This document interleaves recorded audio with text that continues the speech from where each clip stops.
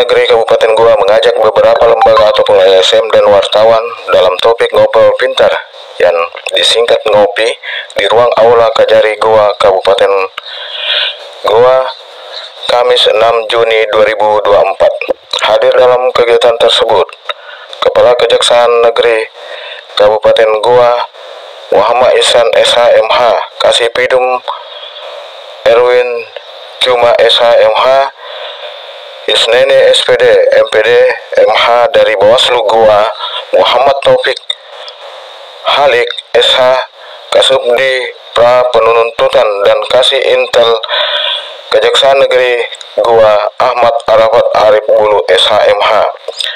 Lembaga yang diundang dan perusahaan yang diundang hadir Ketua Umum LSM Kontrak Edi Lawa, Direktur YBH Kompak Indonesia Ahmad Rana Sarjana Hukum, Ketua Umum LVC Denggau, Ketua DPD KPK Saripudin Tara, Ketua Umum LSM Basmi Barisan Muda Indonesia Weni, Ketua DPP LSM Gempa Arimuddin Amiruddin Karen Tinggi, pengurus PMI Kabupaten Goa dan pimpinan umum dan redaksi Mediator Jurnal TV Saripudin ST. Dalam topik ngobrol pintar tersebut, selain melakukan tanya jawab seputar pelaksanaan Pilkada Bupati Goa 2024 mendatang, Kejaksaan Negeri Goa menyediakan ngopi bareng dan berbagai macam kue dan foto bersama. Demikian MJTV menyampaikan. Kemarin begitu lagi, dan ada juga pihak yang dirugikan, yang kemudian gugatan mereka itu buntu, dan lebih menyakitkan lagi setelah gugatannya buntu, begitu pemilihan petugas KPPS lagi, terpilih lagi. Maka alangkah kecewanya orang itu, karena Bawaslu itulah di mata kami yang kemudian membuka peluang-peluang itu, karena tidak ada ketegasan. Kejaksaan misalnya, kejaksaan baru akan menindak setelah laporan masuk. Dan alangkah eloknya kalau sebenarnya pencegahan itu yang lebih penting, Bu. Tadi Ibu mengatakan di sini bahwa terlalu besar anggaran dikeluarkan untuk desa-desa kecamatan untuk pencegahan upaya-upaya itu. Bahkan pelatihan saksi di hotel. Saya Bu jujur paling alergi kalau pelatihan di hotel, Bu. Kenapa di Goa ini, Bu, banyak tempat untuk pelatihan? Kenapa mesti ke hotel? Contoh hari ini saya pakai pakaian Banten Bali. Kenapa? Jujur saya tidak setuju kemarin berangkatnya di Dinas ke Bali. Ngapain ke Bali dan telanjang baru berpikir? Dan logika, Bu. Berpikir etik itu adalah bagaimana ruangnya sejuk, nyaman, terbuka, plong, aman. Cara berpikir kita pasti yang nyaman. Nah tadi pelatihan di hotel, saya juga ketawa Bu, bacanya, mendengarnya. Dan sudah lah, itu sudah terjadi. Mudah-mudahan kedepannya tidak dilakukan lagi.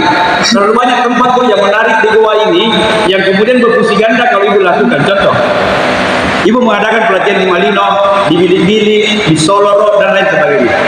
Sekaligus mengangkat edukasi wisata di wilayah ini. Jadi ada perang ganda di dalamnya, sekali menyelam sambil minum air. Ngapain daerah orang diwisatakan?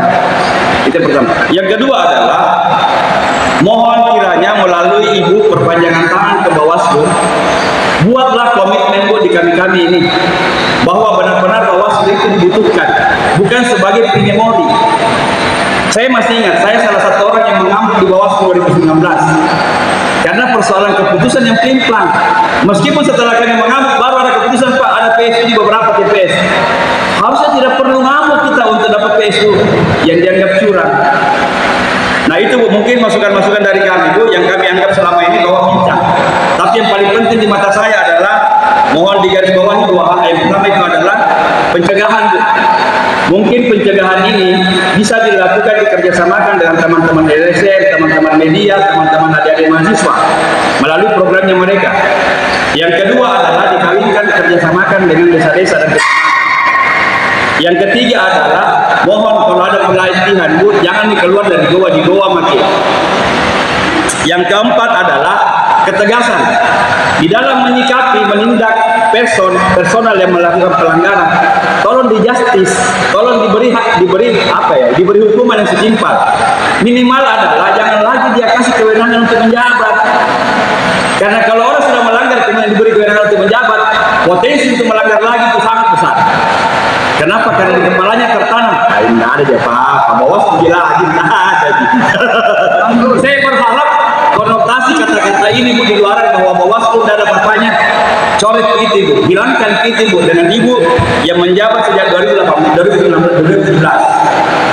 Kalau Ibu mampu melakukan itu Bu, kami orang pergerakan tinggal bicara itu perpanjangan tangan apa Ibu butuhkan di kami. Makasih. Assalamualaikum warahmatullahi wabarakatuh. Dapat mengundang kami selaku kontrol sosial, tapi selama ini tidak ada gunanya kontrol sosial untuk berhadapan dengan Bawaslu. Pasti Bawaslu bertanya, kita sudah punya pengawas rapi, Bapak dari mana? Jalankan LSM, rakyat pun tidak boleh memotong itu C1 lagi, tidak boleh lewat dari pagar pemilihan suara. Ini ada istilah dipakai dari Rasul, jangan mau menggugat, jangan mau menggugat. Artinya Anda harus menggugat. Bahasa ini pasti ada kecurangan.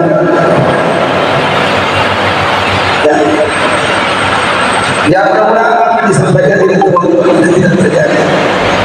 Saya pernah jadi ketua Makassar 2019. Mungkin ibu tahu ini. Laporan saya tidak ada yang lanjut. Sementara luar negara yang digunakan oleh Bawaslu luar biasa. Saya jadi ketua Makassar dibutuh dari Intel Kaya Jasa, dari Intel Polres, dari Intel Bandit. Makanya Pak Ibu ini terlalu banyak ditolikan. Saya dengar tadi retorika tidak seperti apa yang dilakukan. Ibu selalu Bawaslu di bawah. Gampang sekali menangkap kecurangan. Karena LSM itu, rakyat itu, wartawan itu tidak diperbolehkan lewat dari pagar. Coba ini.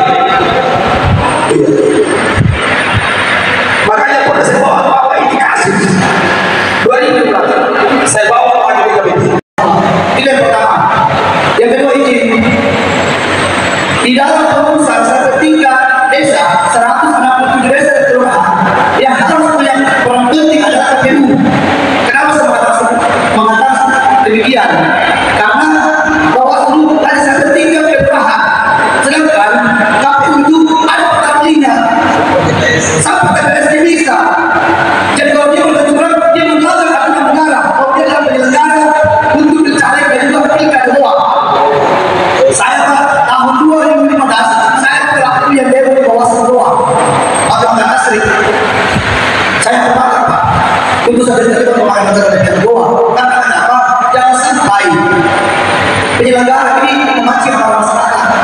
Dia memancing teman-teman ASN dan media sehingga melakukan hal-hal yang diinginkan oleh masyarakat. Yang ketiga, yang ketiga, di sini sudah ada namanya tindak pidana umum. Ini juga sebaiknya itu kita kajian ulang Pak, masalah pelanggaran. Masalah pelanggaran yang begitu Pak hanya sanksi administrasi, kemudian melakukan kesalahan. Korupsi batu juta, tiba-tiba di penjara 6 bulan. Kalau ada 3 miliar, yang bisa naik sama korupsi juga. Sumpah Pak, kalau ada pelanggaran pidana, pemilu cuma mudah-mudahan yang 6 bulan, 2 miliar selesai korupsi.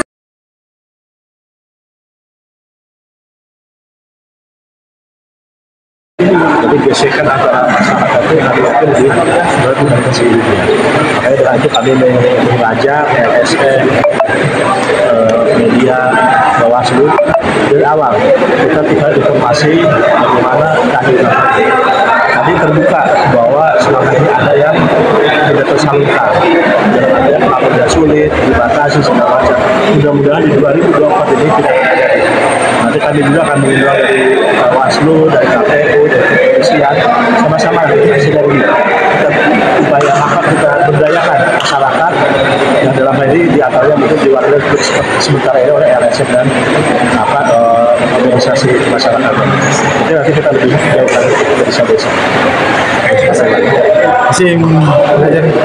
Kegiatan ini sudah berapa lama dilakukan? Jadi kita sebetulnya jasa menyapa tiap bulan. Cuma topiknya ganti-ganti. Nah, untuk topik sekarang kebetulan kita masalah diatur dulu dengan Bawaslu.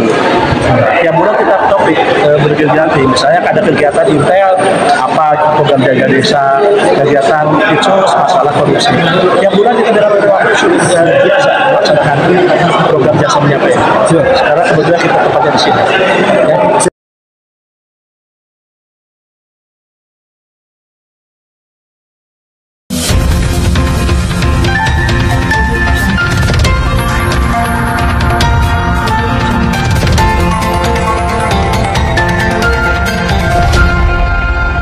Audio Jungle.